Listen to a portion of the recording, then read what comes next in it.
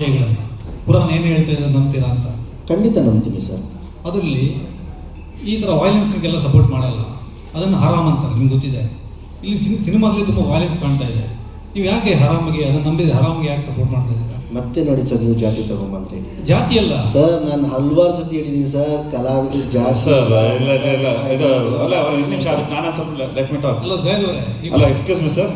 ಅಲ್ಲ, ಪ್ರಶ್ನೆ ಅಲ್ಲ, ಅದು ಓಕೆ, ಇಡೀ ತಂಡ ಅವ್ರು ಮಾಡಿದ ಸಿನಿಮಾ ರಿಯಲ್ ಲೈಫಲ್ಲಿ ಅವ್ರು ಯಾರೋ ಬೀದಿಲಿ ಇಟ್ಕೊಂಡು ಹೊಡಿತಿದ್ರೆ ಆರಾಮ್ ಕೆಲಸ ಮಾಡ್ತಿದ್ಯಾ ಅನ್ನೋದ್ರ ಅರ್ಥ ಇದೆ. ಸಿನಿಮಾ ಇದು ಎಂಟರ್ಟೈನ್ಮೆಂಟ್. ಸಿನಿಮಾ ತೆರೆ ಮೇಲೆ ಬರೋದನ್ನ ನೀವು ತಗೊಂಡ್ಬಂದು ಆರಾಮಿ ಕೆಲಸ ಅಂದ್ರೆ ಯಾವ ಥರ?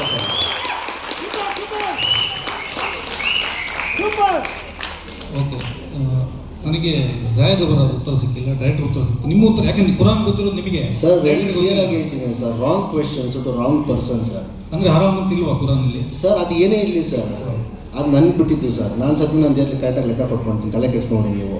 ನಾನು ಒಂದೇ ಹೇಳಿದ್ರು ಸರ್, ಕಲಾವಿದರು ಜಾತಿ ಇಲ್ಲ. ದಯವಿಟ್ಟು ಕುರಾನು ಬಿಟ್ಬಿಟ್ರೆ ಮಾತಿಗೆ ಭಗವದ್ಗೀತಾ ಅದು ದೇವ್ರ ಬುಕ್ಗಳು ಸರ್. ಅದು ನಾವು ತುಂಬ ಗೌರವದಿಂದ ಅದನ್ನು ಬಾಯಲ್ಲೂ ಕೂಡ ನಾವು ಅದನ್ನು ಹೇಳಿದಾಗ ತುಂಬ ಗೌರವ ಕೊಟ್ಟು ಹೇಳಬೇಕು. ಸೊ ಬಿಟ್ಬಿಡಿ ಸರ್, ಅದು ಕಲಾವಿದ ಜಾತಿ ಇಲ್ಲ ಸರ್. ನಾನು ಅಷ್ಟು ಉತ್ತರ ಕೊಡೋದು.